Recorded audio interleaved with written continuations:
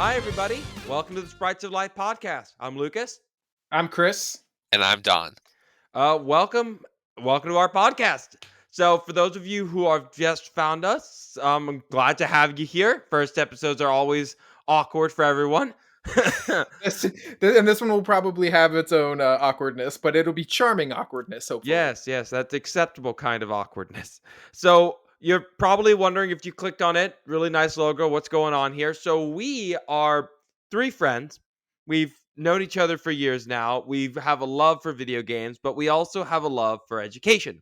So, what we want to do with this podcast is what we just kind of want to do with our own lives. We love video games, and we want you to learn from them the same way that we've learned from them. Each of us can list a ton of stories about how video games have helped us grow or helped us get through hard times. And I think that a lot of effort goes into making video games that you don't really get to notice. So what we'll do is we're going to talk about quite a few different games, hopefully, and give you guys a chance to learn the same way we have. And I think it's important to note, Lucas, too, that video games, they don't pull from nothing. They're drawing inspiration from the world around us. Like they pull this all into it. And so, we've sort of discovered, what better way to help teach and appreciate our world than using this sort of common denominator that unites us all, which is video games.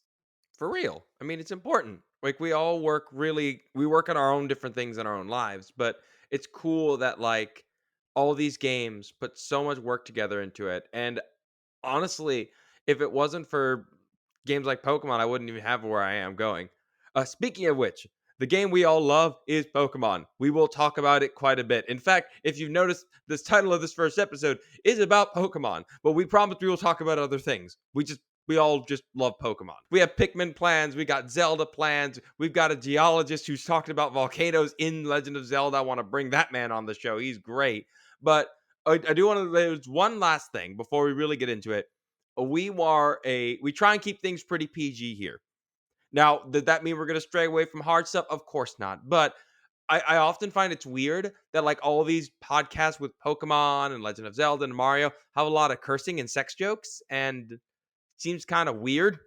Like after a while that like you can't put a kid down. Like I was an English teacher in Japan for 2 years, and legitimately I could not find good new music for my kids to listen to because it was full of swearing and sex. And like if you're an adult, that's your thing. You can do what you want, but I kind of want to make something that everyone can listen to. That Pixar quality, that Pixar PG.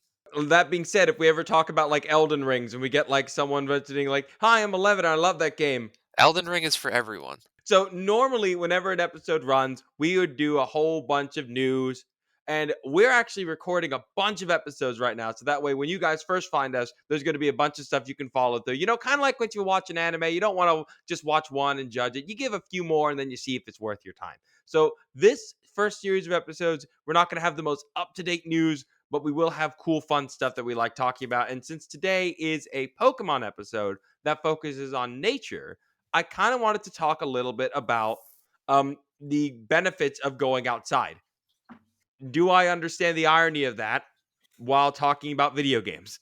On a podcast. On a podcast. Yes. But podcasts are fairly mobile forms of entertainment, I feel like. You could take a Switch on a walk. That's right. I mean, you kind of could.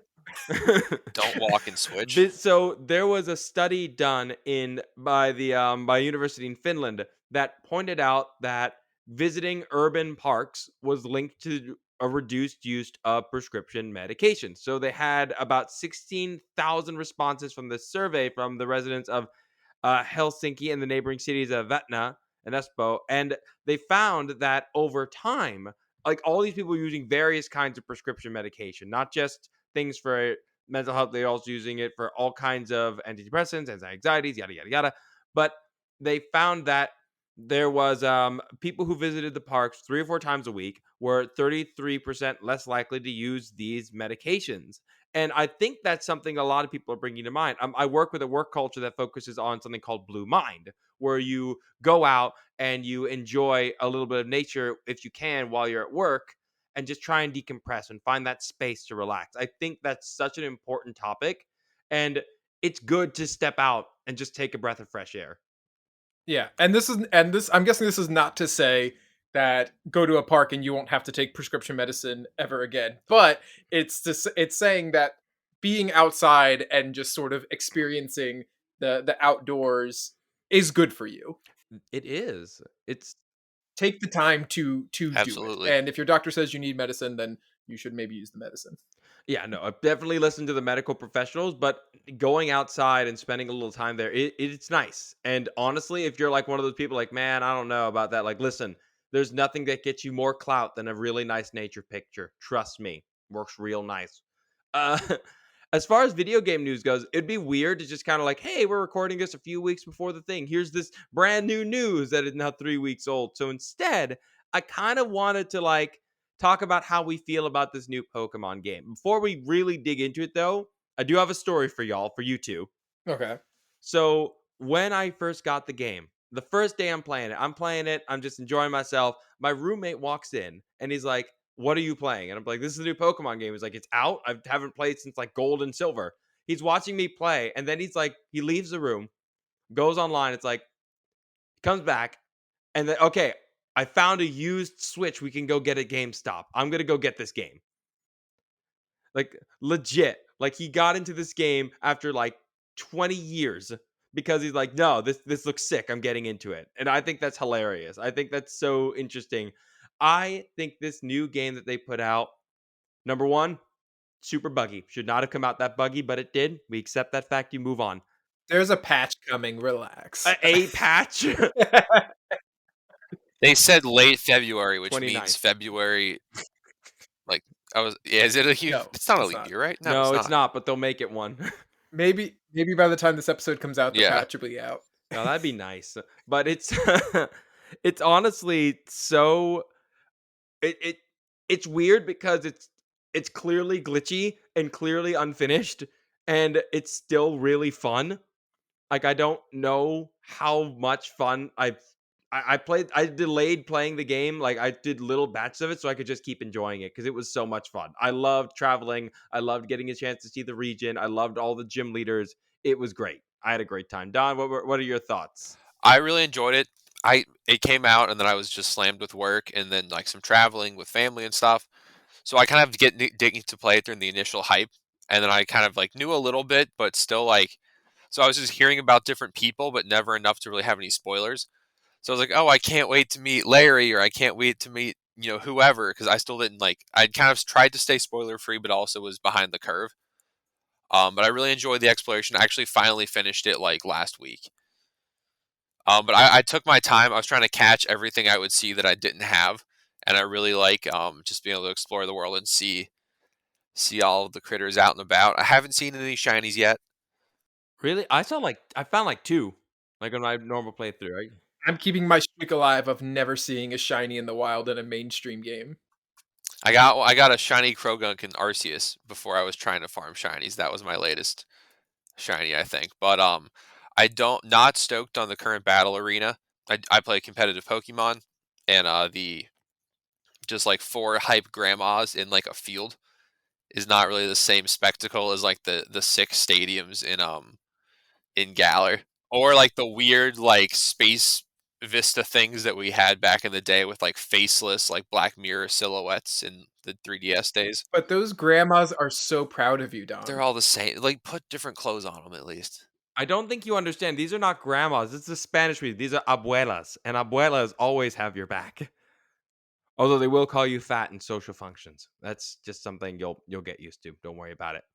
I will say, and we're gonna definitely talk about it this episode. Like uh, chef's kiss on a lot of these Pokemon designs. Like I love the it's just designs of this amazing, gen. and we are going to be talking about them in just a bit. Before we truly get deep into like those, I kind of want to talk about the work that they did with this region because the absolute insanity that these people put together when it came to making this game. Like they clearly went to Spain. They clearly did their research. They clearly were looking through like Wikipedia, like what's cool animal we can put in here, and it's all there. So if you're like completely like, all right, I don't like Pokemon, but these idiots seem fun. What's good with the region? Pokemon has this trend of always mirroring some real world location. At first, it was all about Japan, and then they decided to branch out a little bit, and eventually, we finally made it to a Spanish region. So Iberian Peninsula, Portugal, Spain, that sort of thing.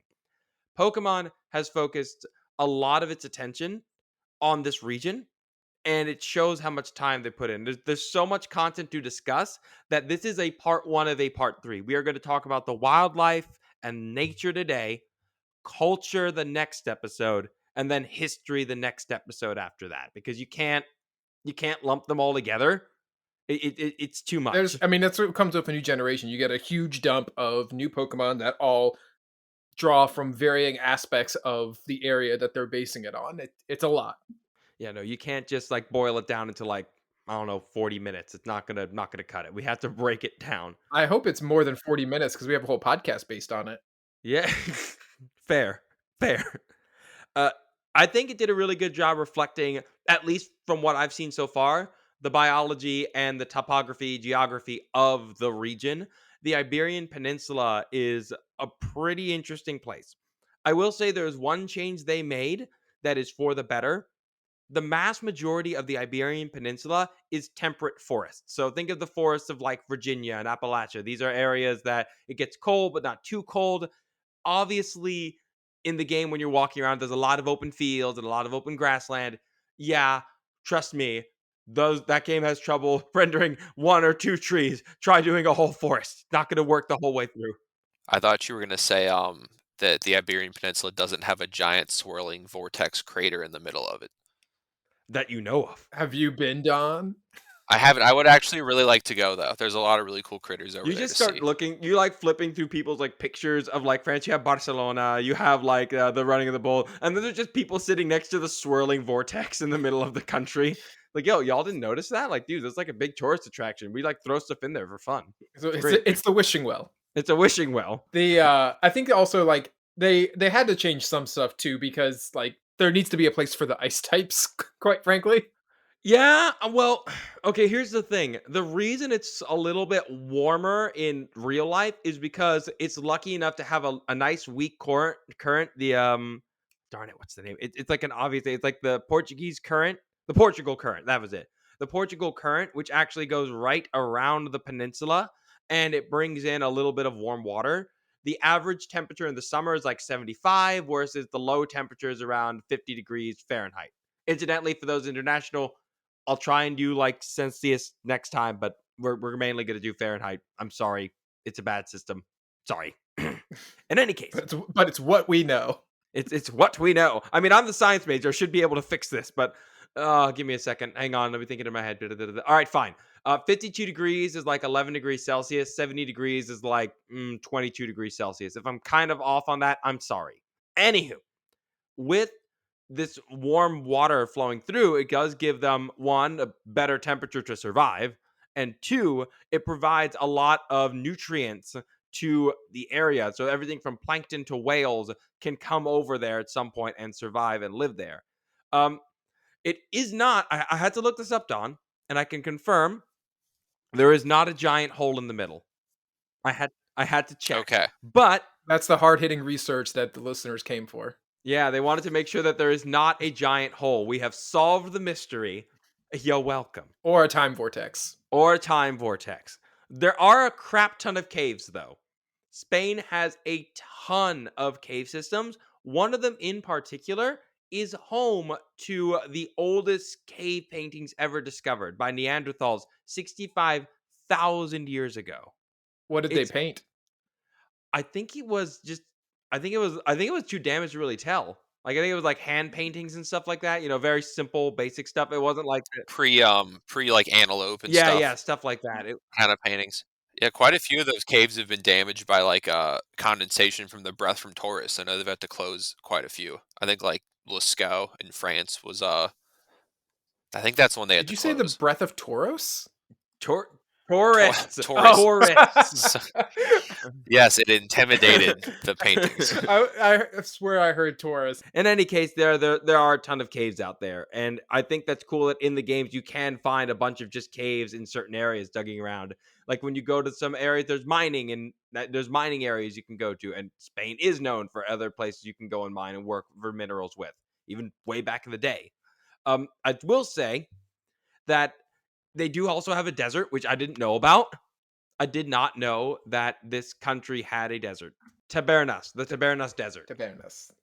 the Tibetan Desert. And it's cool because while the desert in the game is like, oh, here are these ruins buried in mystic brouhaha. And it's like, nah, in real life, like that desert was mainly used like in modern day as like the spot for a lot of westerns. A lot of westerns were shot there because it was considered like a perfect the perfect representation of like the old west, which I Mhm. still think is such a weird concept that people would go from the United States to Italy and to Spain to film westerns when they could have just driven like 5 hours and gotten there from Look, Hollywood. you're It's not telling Sergio Leone where to film his westerns. no, I guess I'm not. But It's I mean, oh yeah, all the old spaghetti westerns, yes, for sure. I was actually a little disappointed that spaghetti westerns were not represented in the Pokemon for this generation. I was really hoping there would be some more film ones, but it is what it is. Yeah, we'll complain about that in the next episode on culture, but I really just like this because I've had discussions with friends in the field. I work with an animal biology degree, and it's like people always talk this good stuff about African animals, South American animals, Asian animals, Australian animals, even Antarctic animals. And when it comes to North America and Europe, they get very like, yeah, it's got some bears, foxes, whatever. It's like, no, this game proves that this like there's cool stuff everywhere. And I think that's a lesson Pokemon teaches accidentally, that there's cool monsters living in your own backyard. There's cool monsters living in North America. There's cool monsters living in Europe. Pay attention to them because I don't want to see them go away. I think that's something important. Everyone be quiet because they're awesome. I have only interacted with like squirrels and the occasional deer. You don't get that much experience with like wild animals in the areas that most of us live in nowadays. Don, I know you are the exception. Yeah, for those who don't know Don, he's would you call yourself a bit of an outdoorsman? No, I enjoy like hunting and fishing and spearfishing and all that. And just hiking and just being out there. It's all great. I live in Florida, so I'm fortunate to have a lot of options of interesting places to go.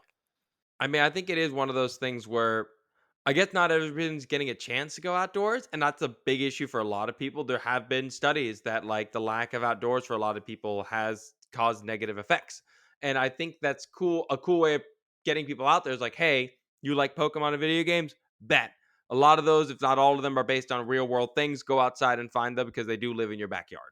I mean, you basically just described Pokemon Go, Lucas. Shut up. Speaking of cool things in deserts, the was it the Tiberias Desert? Was also a location in the sixth season of Game of Thrones. Was the Dothraki Sea? Yeah, I mean, come on. Listen, if you have Game of Thrones money back when it was good, like, yeah, we're filming wherever we want. If there's a fight in Hawaii, we'll do it. But okay, so here's how I kind of want to go throughout the next part. So I kind of picked a few of the Pokemon that I really liked that I wanted that we can talk about. Like these are Pokemon. Now, any Pokemon related podcast, usually the rules are simple. Talk about Mewtwo and Charizard in the first episode to get them hooked, and that's their rule, not mine. You got to talk about like Bulbasaur, one of the original starters. I don't want to do that because everyone's already done it. We're taking the road less traveled. We are taking the road less traveled. We are talking about some Pokemon, some popular, some not, that came out in the game that represent really cool wildlife. And they're probably not going to end up on too many teams, although Don will have to make sure if I'm right or wrong. And you know the battle system. And the first one I want to start off was with the first Pokemon that they released, and I'm like, this is my game. I'm going to be the happiest man alive, and that was the regional Wooper and Clodsire. I love these dudes so much. They're so good. It's so perfect. I saw the best meme of like like a Johto Wooper walking into a hot topic and walking out is like the Paldean one. I love him. Don, what did you like about this Wooper?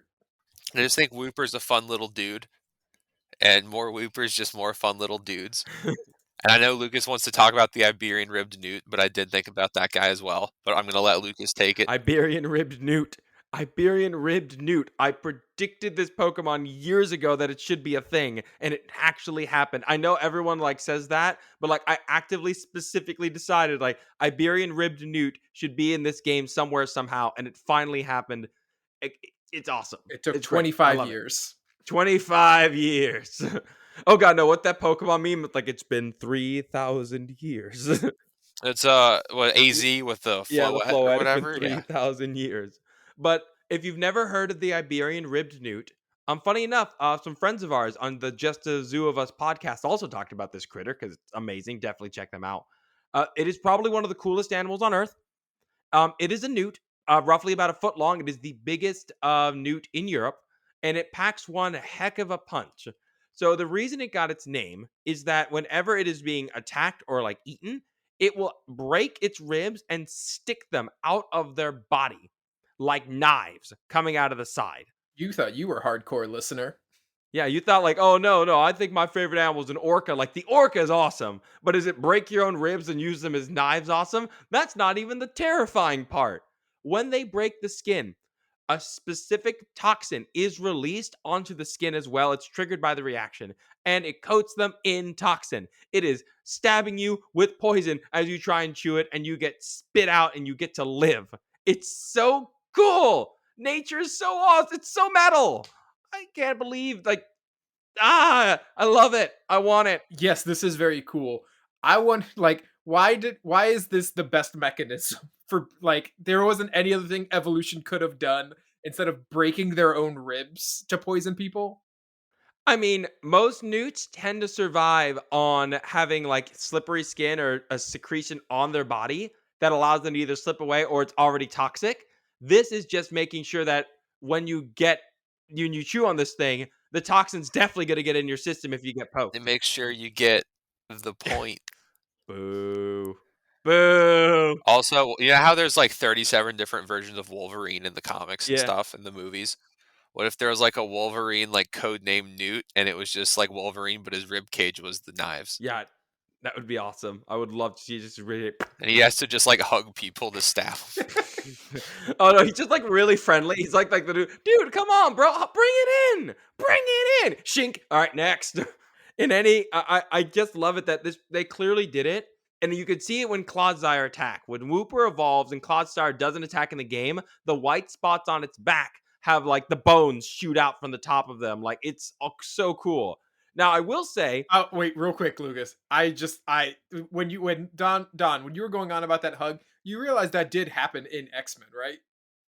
Yes, X-Men 3 with the porcupine Yeah, fish man guy. I don't like to think about that. I don't like to think about I that was like, movie. wait a minute, this seems way too real. Like I have a very I like remember the scene as I talked about it, but honestly, I don't like to think about I that don't care to movie. think about X-Men 3 either, and I don't appreciate you damaging my mental health by bringing it up, Chris. That's not cool. was that was Last Stand, right? Yeah, that was Last Stand, and I Yes. don't want to Yeah, think about it that was really anymore. bad, really bad. Back on track. This Pokemon in the Pokedex, though, it's interesting because in the Dex, it states that it's risky to stick its bones out for the attack, but in the real world, the Newt has evolved a really good immune system and the ability to heal up its ribs thanks to the collagen in them. Like it's able to patch itself up relatively well. Now, stabbing yourself with your own bones is never going to be a stressless situation, but it does allow them to survive. And again, they're already a foot long at most. They're like 30 centimeters. That makes them a pretty weird target for a lot of organisms out there, like especially something living out in the Iberian. Like it's not a place known for its like massive predators. And so again, the fact that Pokemon took the time to be like, hey, here's the coolest thing ever. Let's put it in a video game. I love it. I love this little guy so much. And it does have the poison point ability as Yeah. well. Are newts known for traveling in like groups? Because I know that the Paldean Whooper says that it like lines up in like groups of four and just kind of walks around. I don't think newts They're do that. solitary creatures unless I'm pretty reproduction. sure they're all pretty solitary. Reproduction's involved, yes, but I think if you're ever out there in the Iberian, just go looking in ponds and wells and like pockets of deep fresh water. That's what they prefer. Unlike other newts, they tend to spend most of their lives in the water. They very rarely leave it, and that's something that tends to That tends to throw people off a bit. So while we were talking about that, I was looking to double check that there wasn't like a social group of newts, which led me to looking up the name for a group of newts, and the official term for the collective of newts is an armada. Oh, that's nice. So there's an armada of whoopers. I say, is that better than a murder of crows? I don't know. I know about a bale of turtles is one of my preferred ones as well. Unkindness of ravens. Hey guys, what do you call two crows hanging out together? Attempted murder. Ah, Pretty good, right? It's pretty good. So, on the note of birds, I kind of want to talk about this next one because a lot of people gave it crap because it's okay, it's flamingo. It's a flamingo. They just dropped the N, and I love it. But everyone needs to be nicer because everyone's like, "Yo, this is just a flamingo. What the heck?" And I'm like, "Yo, there's so many other Pokemon out there that are just that. Like Farfetch is just a duck with a stick. Like it's not anything. Pidgey is just a bird too. Cut them some slack. Like Sometimes it's animals are just cool. yeah, because this seal is a Pokemon seal. shocking, but it has a horn. But it has a horn though. Again, a lot of people get upset about Pokemon designs. Like there's a literal ghost demon covered in gold coins, and everyone loves them. Leave the flamingo alone. In any case, the Pokemon Dex says that it can synchronize with its flock and attack all at once. I have personally worked with flamingos before. That thought is horrifying to me because I have been bit by a flamingo. It is not fun. They are really mean when they don't like Do you. they have teeth? They have weird little like ridging, like a filter kind of thing. Yeah, that's what makes them so interesting. Flamingos in real life are incredibly social. They do pair off though. Like there were couples when I worked at Busch Gardens. They were like, "Oh yeah, there's this one and that one. You will." They hang out together all the time. Don't get between them. These two broke up. This one is a lonely and single. Like this one is getting along really well with the other. And it was really funny because one of the flamingos that was just mean as spit, just like just hated everybody. It uncoupled, it broke up with the other one, and then it got really friendly because it was really lonely and wanted to hang out with us. And it was really sad. But honestly, I liked him a lot better when he was sad. He was way less bitey. But flamingos tend to organize in groups of can they can socialize in groups and they'll stay together for safety. But in one case, specifically the lesser flamingos can get upwards of 1.5 million all hanging out together in one specific spot. That's a city. Yeah, the reason I don't have a problem with flamingos being just a flamingo in the game is that flamingos are hardcore. They just don't get the love they deserve because they're pink, and that's rude. In There's a Lake I mean, and Nation. they're kind of just funny looking. Okay, Don, they're funny looking. Come on, that's I like flamingos. I'm a fan, but I'm just saying like they're kind of goofy. let me talk about the lake. The lake's terrifying. So there's Lake Natron in Africa, in Eastern Africa, and the water there is yeah, not very cash money. It is not a place you want to live. The water is around 140 degrees Fahrenheit. No fish really live in it. The only thing that can survive there is like algae, like green blue algae that can like survive in almost anything. The flamingos come from thousands of miles away to gobble up this blue green algae. Now you mentioned it, Don. They have a weird beak. That beak is built like the filter, almost like the baleen, the teeth in a whale's mouth. So as they go along the water, they filter through it and just eat tons and tons of this algae. They are the only animals that can really go there because it's really high up, so there's not a lot of oxygen. The water is boiling, alkalinic, deadly to almost anything else, and they're just walking through it. They're dancing around in it. They don't care. They just walk through it like it's no big deal. What's going on? I love this thing. It's great. So I think the one thing that you mentioned that they were pink, Lucas, but they're not just pink for any old reason though. They're pink because of what they eat, correct? Yes, flamingos get the pink coloration from the food that they eat. The body just breaks it down in such a way that it just gets moved into the feathers. And it's And it's carotenoids that I think are what are doing the dying in this Yes. situation. yes, and we see similar things with the scarlet ibis and the roseate spoonbill Two as well. awesome Two birds. other pink and red birds. So I It's think this begs the question: what is Flamigo eating? ooh. There's probably some uh, Notice how you never see corpish? Oh no. And it's a fighting type flying too, so it's like the crawdons. It just like kicks them to death and eats them. And they work as a group too, so it's just a synchronized pink dance of consumption. Uh, and I really like the Pokédex entries for Flamigo. Its little classification is the synchronized Pokemon, and one of the Pokédex entries very accurately talks about how flocks of them will attack simultaneously in perfect harmony. The Scarlet entry says that they tie a knot in the base of their neck to keep their energy in their stomach, which I don't think flamingos actually do. No, it just look they just look weird when they're sleeping. Yeah, they're fun little guys. Yeah, they're weirdos, but And I'm it's very fun hidden ability if you want to use a degenerate Dondozo strat. You can have co-star, so you copy all of your doubled stats with your Flamigo. and then it just kicks everything. Weirdly enough, I like the scrappy variant more. You want to punch them ghosts. I think it's a more real Pokemon, and it blocks Intimidate now, which is very good. Yeah, I think that's cool. I will say if you go into the game like looking for it, the first place I found it was down in the south region. There's like an inhospitable bog. That's perfect. This thing is like, yeah, let me find a terrible place where only ghost Pokemon live. I'll be out there feeding. I'll be okay. Like it's so weird that something like a flamingo that looks so pretty and so dainty and are so fragile, like, nope, extremophile. I live in the worst places ever. Fight me if you want. I'll bite your face off. It's great. I will People are asked like, well, aren't they only found in Africa? There's this group of lesser flamingos that migrates to Spain every spring to La Laguna Fuente de Piedra. Laguna Fuente de Piedra. Sorry, I got to try and pronounce that right, or my family will disown me.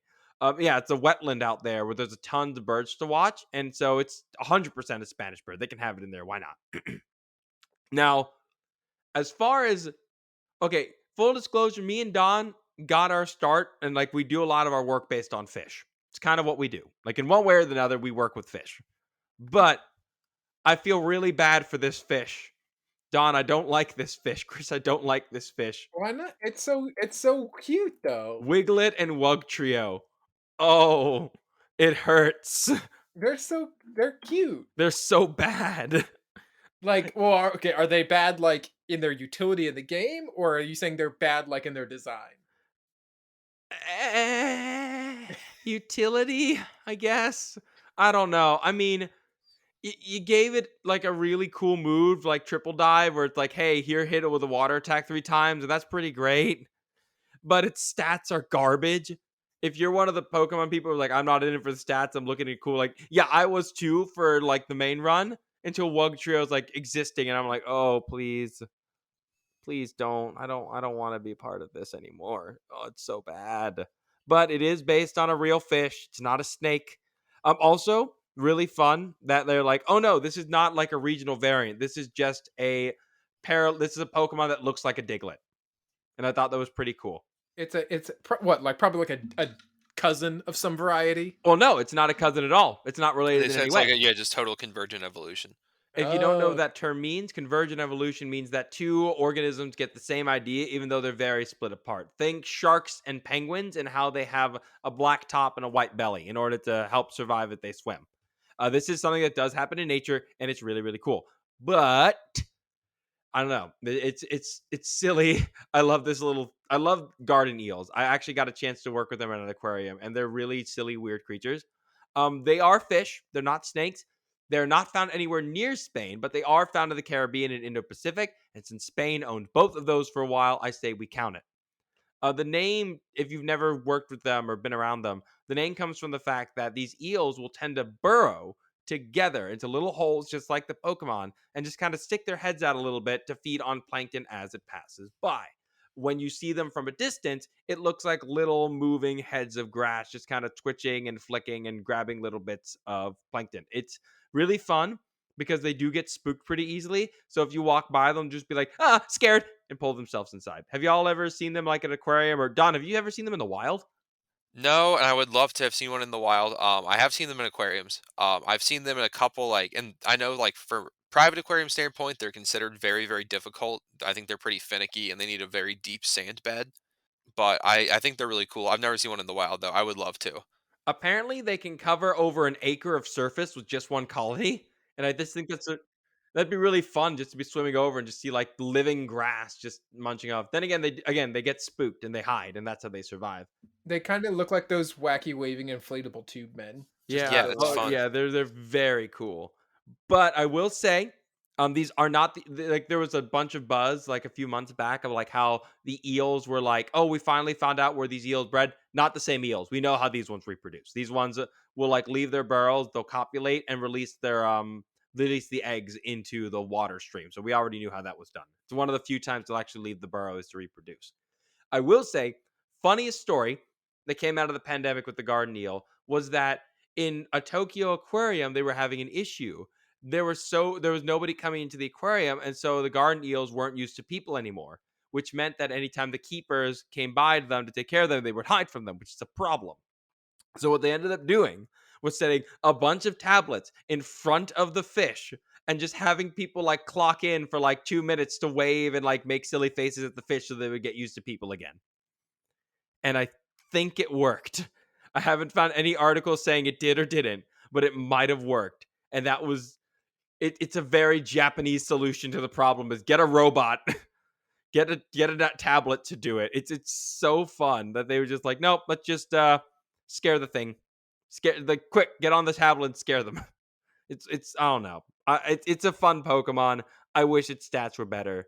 Oh, a question about it. So it says that it can smell a Veluza 65 feet away. Are garden eels known for their smelling abilities?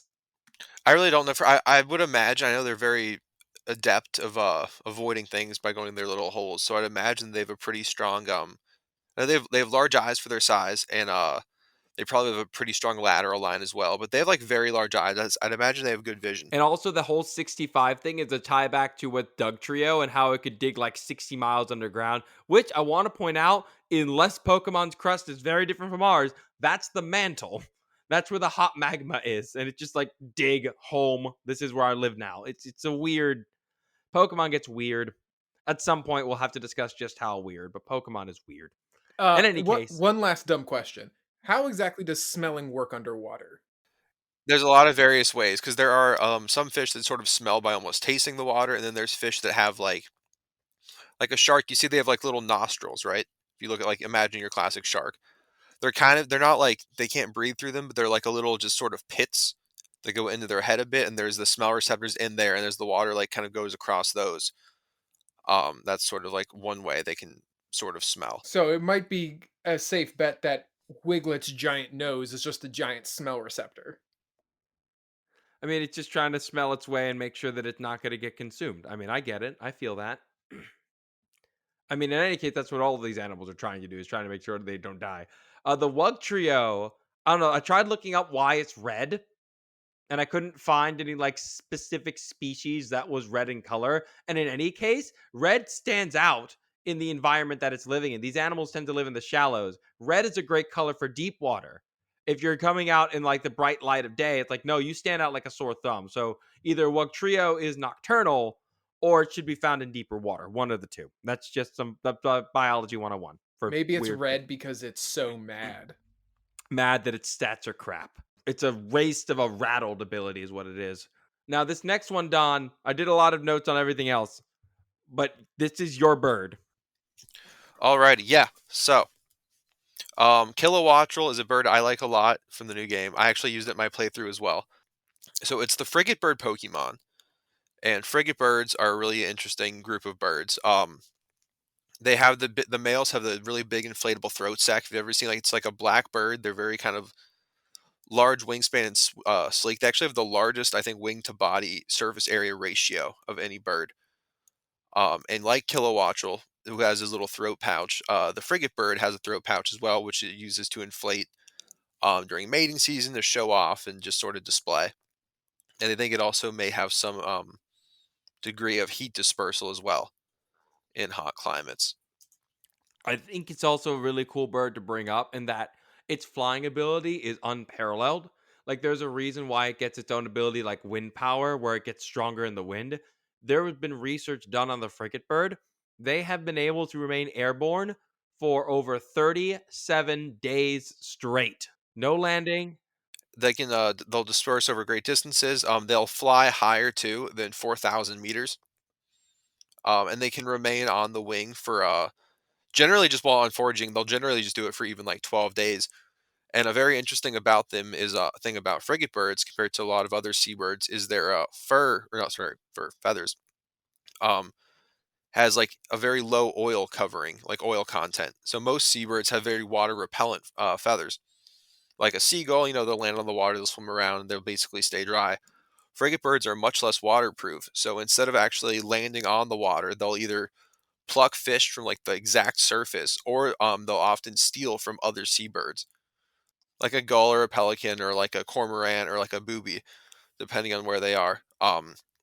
And that part of the name is frigate bird. A frigate's like a small, like skirmishing sailing ship from back in the day. So they were like, out there pirating fish from the other birds. Now, is there anything that would make it that lends it to the electric typing, or are they just like we just really like electric flying? They fly.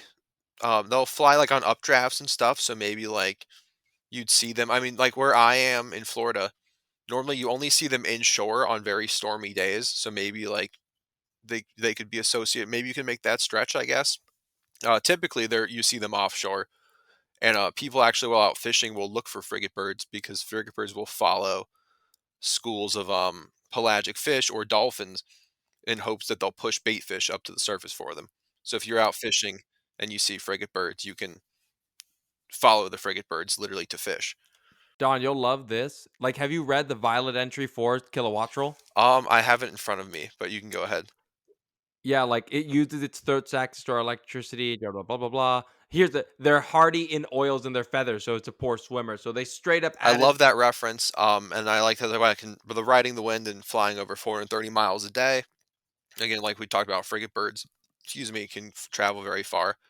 Interesting thing I noticed with Kilowattrel though is the name implies like there's also a group of seabirds called petrels, which includes several other families, including like stuff like albatrosses, but not in fact frigate birds. Frigate birds are in the family with other birds like cormorants and boobies and a few other seabirds like that. So they're actually not related, but the petrels, there are several petrels in the Iberian area as well. Are petrels like known for dive fishing, or are they like they're much better at like scooping and swimming? What They're are their another hunts group of with? seabirds that often have like a very I mean like the albatrosses are related to petrels. So it's a lot of other soaring seabirds. If you look physically, they look relatively the same for the most part. I think they can land on water and swim a bit though. Okay, so a little bit better. Kind of reminds me of a cormorant a bit with Kilowattrel and how they're like, no, like cormorants can swim. They still just don't. They could really good swimmers. They just still need to dry off. And with the frigate bird, they just choose not to. There are some diving petrels though. A buddy of mine, we went fishing at one point, and we had caught a fish that was too small. We just threw it to the side, and all of a sudden, one of the shadows that's up flying above us just gets lower and lower and lower. And this frigate bird just comes in and scoops that one fish that we had just thrown out that just didn't make it, and it just flies away. And it was one of the coolest things I remember because this thing got so close to us. It was ridiculously cool to see how awesome these birds are. If you ever get a chance, when I was working in Tampa, we would always see them in the summertime. Like that's when it was the best time to watch them. I loved those things. Oh yeah, no, frigate birds are awesome, and like they're big. Quite a few, like the magnificent frigate bird, can have a wingspan of up to 8 feet, so like 2.44 meters. Oh, look at you using them meters. Look at you. Yeah, Help. and that's all through like the American South and the Caribbean, Yeah, down through South America and on the Pacific side as well. that's cool. And also a little bit in I think the Azores or Ascension Island maybe.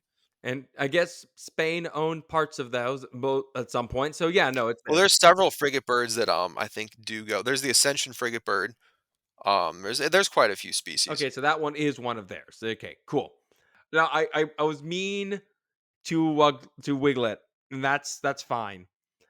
I feel really upset about this next one because they wasted a cool animal and made it terrible. I also just resent the pre-Evo to the full Evo is such a downgrade in my opinion as well. Okay, I would agree. when you're walking in the first region, you're gonna come across a spider. It's a ball of twine with legs. It's neat, I guess. But then it evolves into a really cool looking Pokemon, Spidops. And Spidops has the worst stats ever. You think Spidops looks cool? I think Spidops looks amazing. Spidops is the first spider Pokemon with 8 limbs. This is true. That's the first one. The first one in 25 years that have had the right number of limbs and interacted. That is insane. I think he looks great. Why do you think he looks bad? I don't know. He kind of looks a little silly. I like I him. think he just looks I silly. like him. I He I I like how like his chest kind of looks like body armor and that kind of stuff. Like he's kind of cool, but I don't know. He's not. He doesn't do anything for me. he doesn't do anything for me because his stats are terrible, but it's based on an ogre spider. And ogre spiders are Ogre, which are very they're cool. so cool. They're awesome. They're one of the I know when people listen, like I have a good like 30% chance of grossing someone out by talking about spiders, but like hear me out. They're so cool. They're a spider that doesn't just make a web. They make the web and hold it between their legs. And then they'll hang from above and over a flat surface of some kind and just wait. And eventually, when something walks by, it just drops down, snags them with a net, reels itself back up. It's basically fishing for bugs. It I was gonna say this is like the Mission Impossible of spiders. it is a little bit like it just like do that and just yoink, just grabs them up. It's such a cool concept. And they gave it an ability, they gave it an attack that works like protect, but then it drops its speed when you get stuck in it and you hit it. That's rad. Even its ability is stakeout, which is something these spiders are really known for. They're hanging out there and they're waiting for their prey. And yet they gave it a terrible stat pool. They gave it a look that I'll admit is controversial. Its shiny form is hideous. Yeah, I don't want that on my team. Ugh, that's gross. Okay, yeah, no, that's. I'll agree with you on that one. That That is, that coloring does not really go with the covert ops yeah, aesthetic. yeah. It does. It looks.